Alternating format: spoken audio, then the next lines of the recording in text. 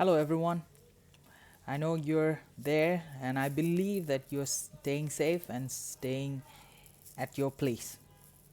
Please take care of your body. Just to let you know, yesterday was one of the biggest celebration for my life.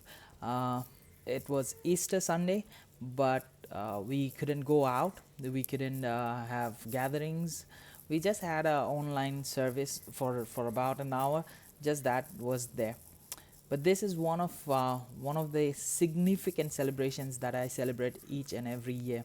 Some of you, those who are in SFC, you have already known that we invite you every year to come and gather in this celebration, most probably in Gulshan area, where about 400 to 500 people gather to celebrate this.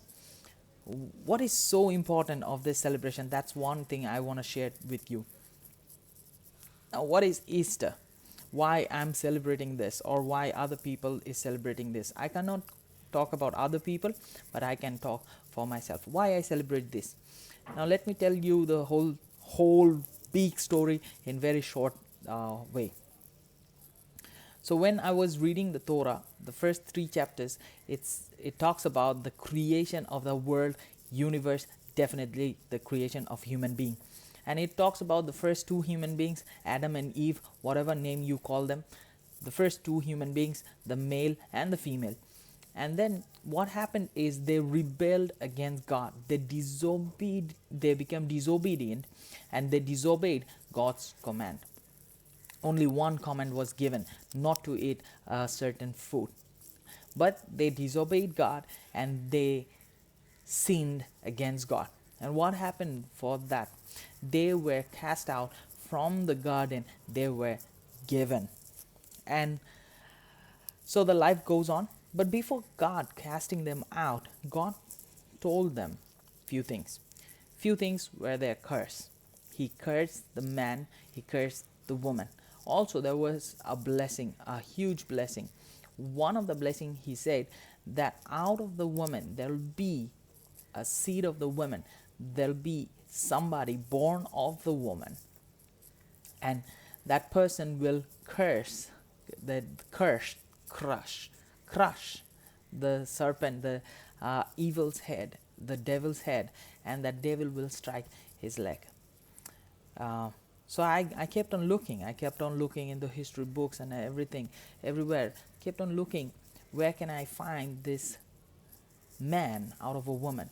Because every time I see there is a seed of man into a woman, and then the birth comes. That's the reproduction system in all humans, in also animals. So I couldn't find anything. But way after there, about 2000 years back from now, in the history, there was somebody who was born out of a virgin without any man contact. What happened? So God sent one of his angels to this particular lady and said that God has been merciful to you. God is going to overshadow you, and by his Holy Spirit, a child is going to be born. The lady was afraid. She said, I'm not even married. And he said, don't worry, God can do it. It's easy for God because he is God. So that man was born. He walked on this earth about 33 years.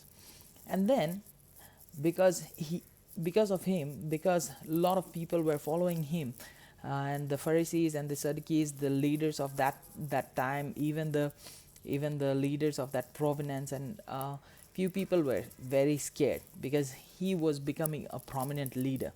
What they did is they charged and accused him with wrong things without a legit accusation, and they killed him on the cross. When he was killed, I'm like, what just happened?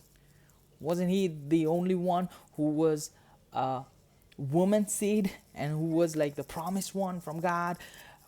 Wasn't there should be something coming out of that? But he was dead. He was dead on a cross. He was buried. And then after 3 days, what happened is few of his followers went to the tomb, and they saw that the tomb was empty. At that moment, they used to have dead bodies in caves and roll a stone in front of the entrance. What happened is they saw the stone is rolled over and the body is gone. Where is it? Somebody has stolen it? No, he was risen. He was back to life. He was resurrected. And that's where my calculation fits.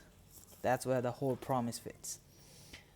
The serpent, the devil, will crush, will bite his leg, will bit his leg, which means death. If a serpent bites you, you're dead. I'm dead. Without proper medication, definitely we're dead.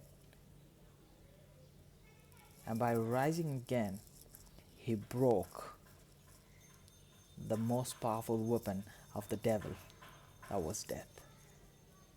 And that is the reason why I celebrate Easter. I celebrate this as his resurrection day. And I believe if I die with him, or if I unite myself with a death like his, I am uniting myself with a resurrection, with a life like his. And that's why I celebrate Easter. Very soon you will be having some celebrations in this country. Some Eids are coming. Before that, there'll be Roja, there'll be Ramzan. I'm praying my heart and soul that you won't celebrate it like we did it at our house, at our homes. No, I'm praying that everything, this seas will taken over, this virus things will come to a cease, virus things will stop, and what will happen is we will go out, we'll celebrate all this celebrations together. But that was my faith. That's why I celebrated Easter. Why don't you have a look? Why don't you go and do it? And why don't you do another thing? Why you celebrate Eids? Why don't you make short videos like this and send it to us? And we want to celebrate with you also. Thank you very much. Do practice English. Do send a positive vibe.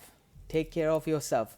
Let us all bring the truth and let us follow the truth. Thank you, everybody.